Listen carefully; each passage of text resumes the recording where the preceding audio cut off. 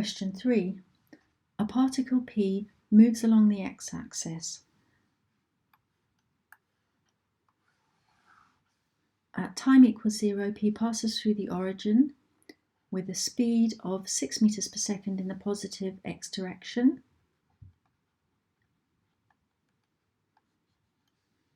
The acceleration of P at time t seconds, where t is greater than 0, is 4t minus 8. Acceleration is an expression which includes a variable, meaning it's not constant. We can't use the constant acceleration formulae here, so we have to use a variable acceleration method. So that's in the positive x direction. Show that P is instantaneously at rest when t equals 1. When a particle is at rest, velocity equals 0.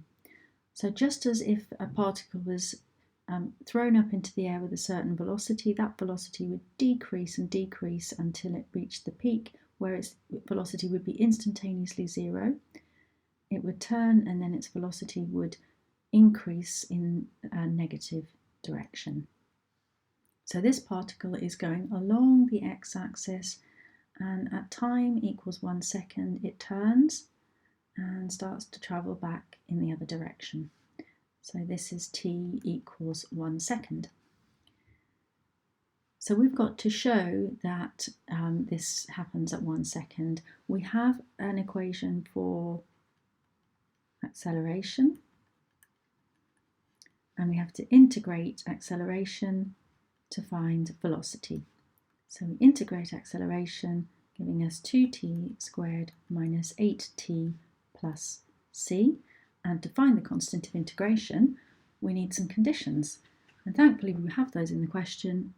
At t equals 0, v equals 6. So substituting those in, 6 equals 2 times 0 minus 8 times 0 squared minus 8 times 0 plus c. So c equals 6, which means that our final equation for velocity is 2t squared minus 8t plus 6. Okay, now we've got to substitute in t equals 1 to show that that velocity is equal to 0. So at t equals 1, v equals 2 times 1 squared minus 8 times 1 plus 6, which is indeed 0. For part 2, find the other value of t for which P is instantaneously at rest. And as we know, velocity is equal to 0 when it's at rest, so setting this equation equal to 0, we have 2t squared minus 8t plus 6 equals 0.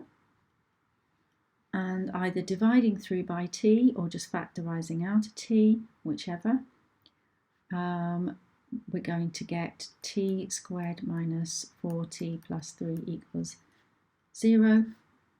We already know that one of the values is t equals 1, so one of the factors is t minus 1 using the factor theorem, and the other factor must be t minus 3.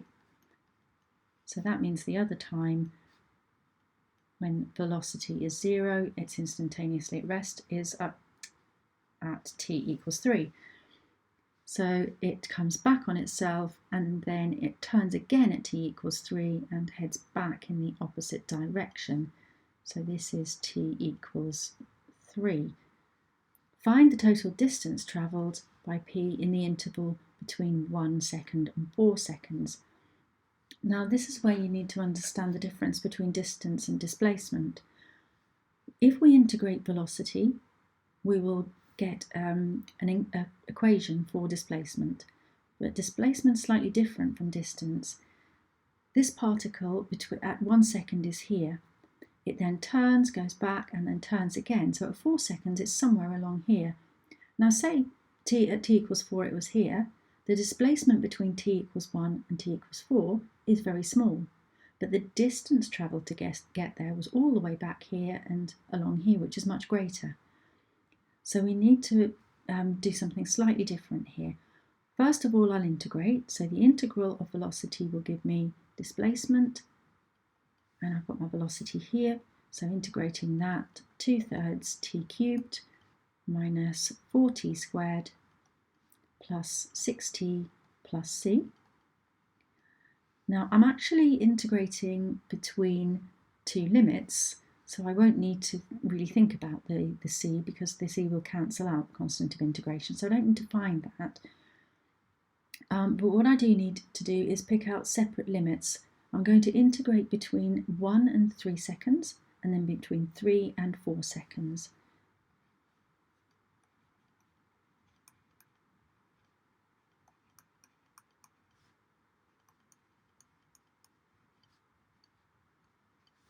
And the same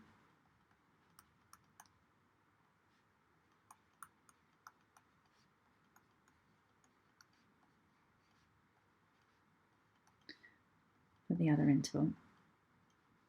Okay, so substituting 3 in, I get 0, minus substituting 1 in, I get 8/3. And that gives me minus 8/3 for that displacement, and indeed it's started here and it's gone back towards the origin, so its displacement is negative. Here the upper limit 4 gives me 8/3, and the lower limit 3 gives me 0, so that's positive 8/3. So its displacement between here and 4 is back 8/3. So in fact, at time equals 4, it's returned to the position it was after 1 second. So its displacement between time equals 1 and time equals 4 is actually 0. It's come back to the same place, and if we added those together, that's what we would get. But we want the distance, so we want to add together the absolute value of this distance and this distance, or the magnitude of those. So 8/3 plus 8/3 gives me 16/3, or 5.33 to 3 significant figures.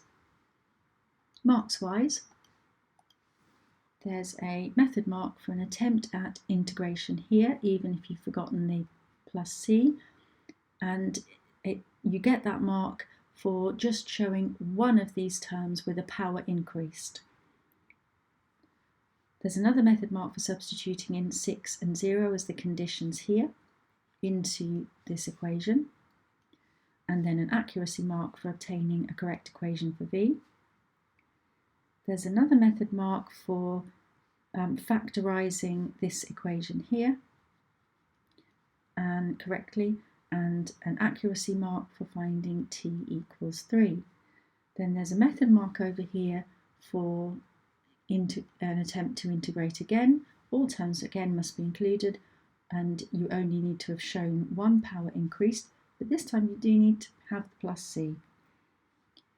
An accuracy mark for all correct,